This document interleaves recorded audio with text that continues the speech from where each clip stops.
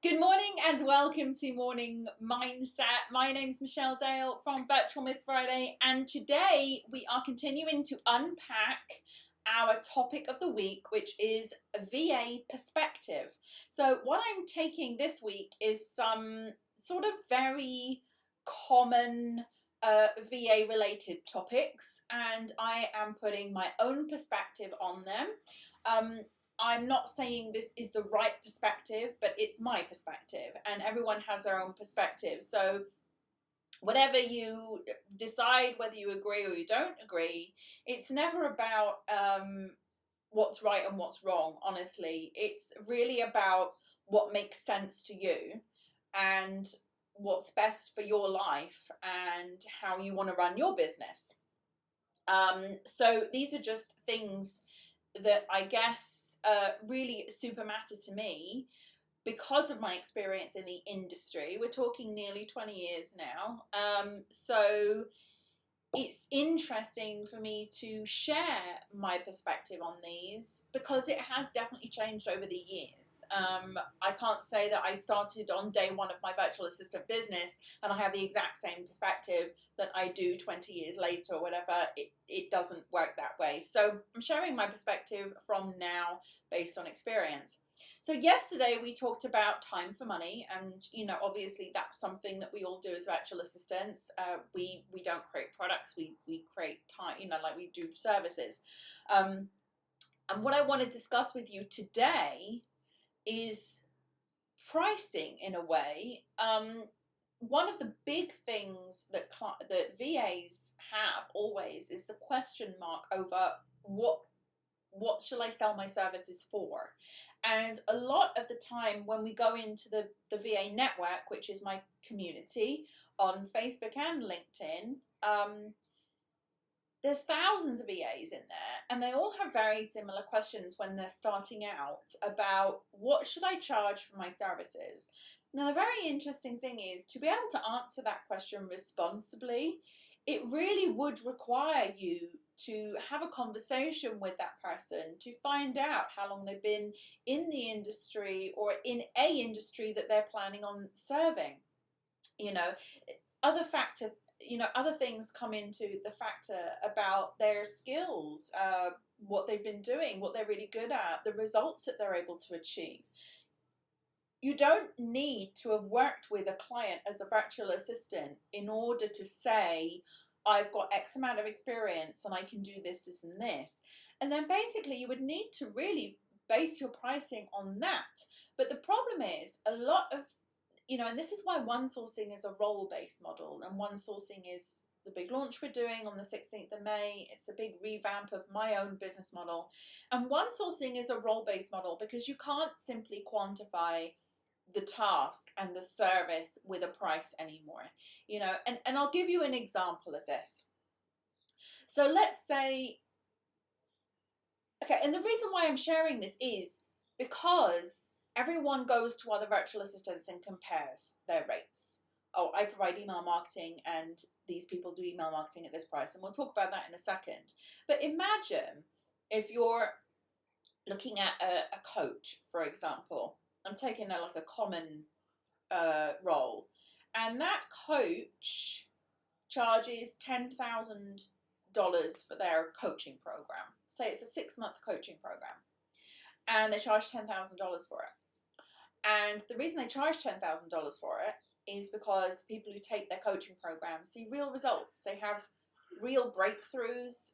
They're able to gain a lot from the coaching program.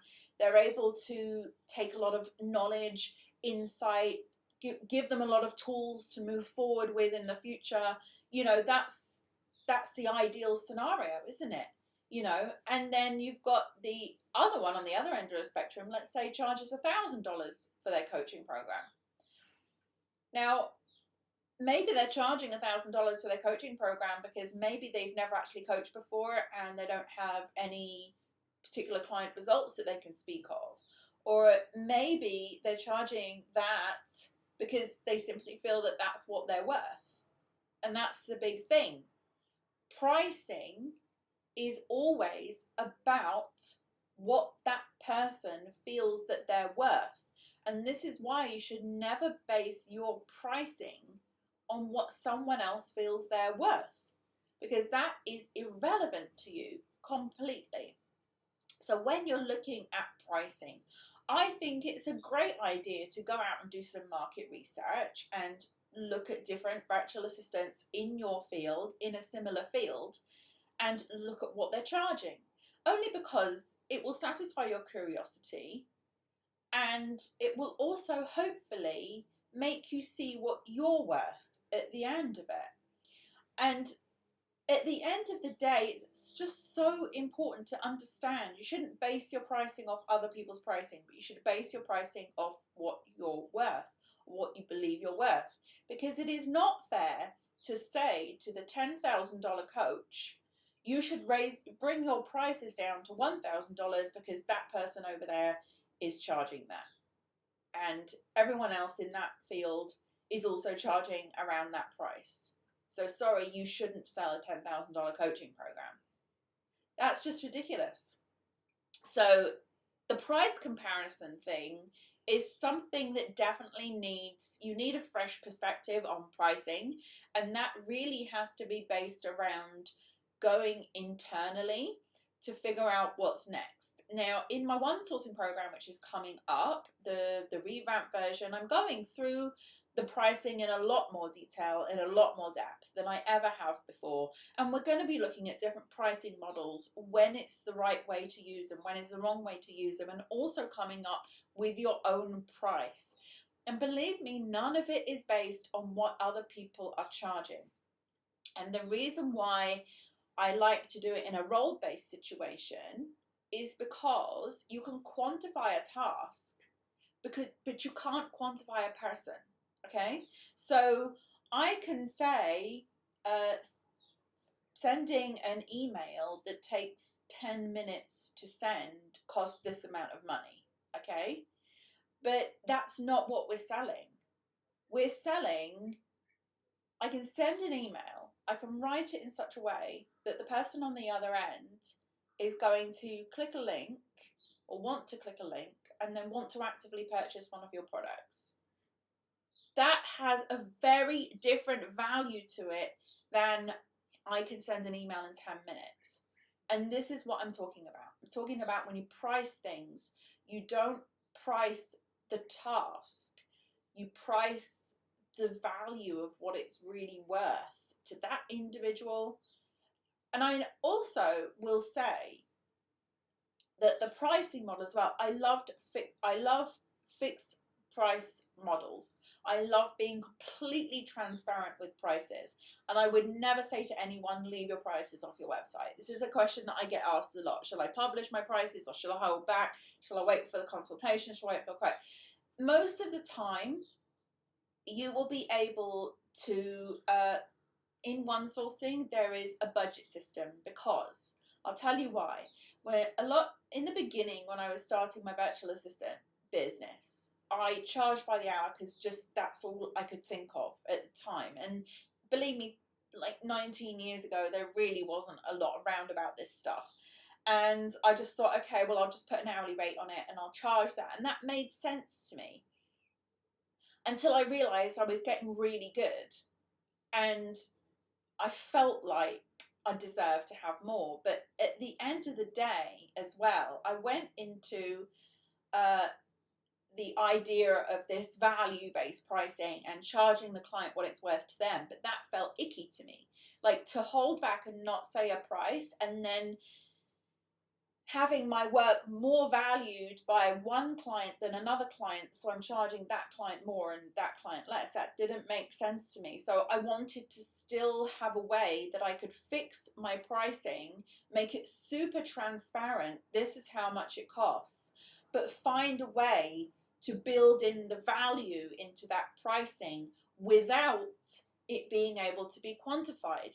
This is like, to me, this was like a revelation when I was able to build the pricing model around transparent budget prices and fixed prices, but still build in being able to factor in the fact that I was really good at something and that I deserved to be charging a premium for that because of the results I was getting for the clients. So again, that's just me. That's just how I felt about it. So the one sourcing pricing model is really a blend of the transparency, the honesty around pricing, but also the value of what you're worth as an individual, and respecting the client's financial situation and their budget as well. And the way it works is just being able to combine the three and really being able to provide that outstanding service. And you won't be able to do that by looking at other people's prices and comparing yourself to other people and then basically putting a price tag on yourself for that. It won't make you feel good. It will be confusing for you too, because pricing is very much an internal thing, so it's confusing, and you won't be able to really effectively communicate to the client your own value because you're basing it on other people. So that's my perspective on pricing and pricing comparisons with other VAs. And obviously within the one sourcing program, this is extrapolated a lot, and we go into this in a lot of detail, especially in the finance module, which is coming up. There's 6 levels. So there's a level called finance, and I discuss pricing and how to do it and how to feel really good about it at the end. Within that level. So watch out for that. And if you haven't already signed up for the launch, it's virtualmissfriday.com/one sourcing at the top there. Okay, so I think that's pretty much covered this perspective. We're going to go into our accountability session now. So get your journals at the ready. We are going to start our daily accountability. It's non-negotiable. And we are going to come back here tomorrow with another new VA perspective, which I'm going to share with you then. So take care, and I'll see you tomorrow. Before we begin, don't forget you can join me live online inside Virtual Co-working Space at www.virtualmissfriday.com/VCS. If you enjoy this session, give it a like. I'd love to hear from you, so write me a comment. And so you don't miss any updates, don't forget to subscribe. Let's begin. So now we're going to look for the positive with our gratitude. First, we'll spend 1 minute thinking of the day before, thinking of all the things that happened, reflecting on work, interactions, relationships, memorable moments, and more. Now you'll write one thing down minimum that you're grateful for. You can, of course, write down more. Something good, something that went right, a small moment or a big win. The more you search for things to be grateful for, the more you will experience things to be grateful for.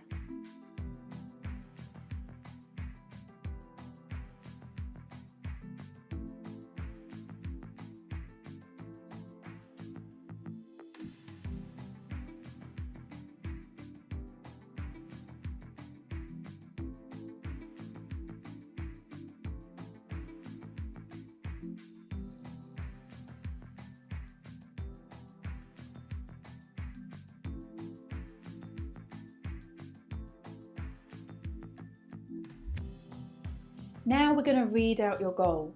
Make sure your goal is written down in a journal or somewhere you can easily access it. Read your goal now, ideally out loud, and commit to this goal. Believe it will happen. And by reading this daily, the universe knows clearly what your goal is, and the things begin to shift in the direction of your goal. Follow your instincts when this happens by taking action.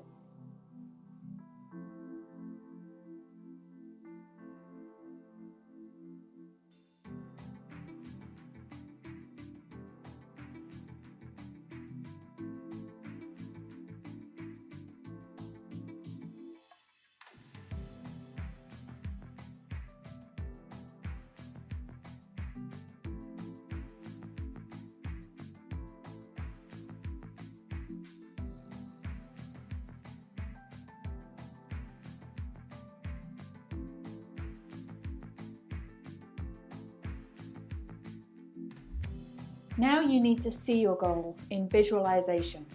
Spend this minute thinking about the goal in your mind. See yourself taking steps towards the goal, or even better still, see yourself having already achieved the goal. Close your eyes and go there. Step into the feeling, step into the place, Step into the accomplishment.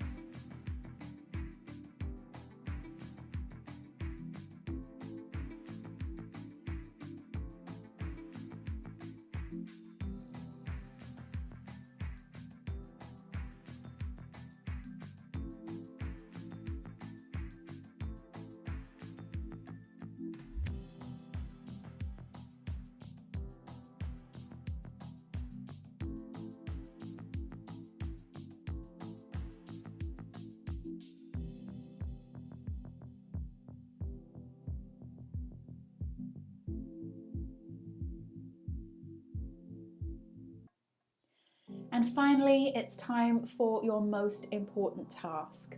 Set this task for today and make it relating to your goal. This could be something small like sending an email, recording a video, or making a phone call, or it could be bigger. Either way, one task a day is one step forward, and those steps will add up. Do what you can from where you are now. Set the intention, and the action will carry you towards your goal.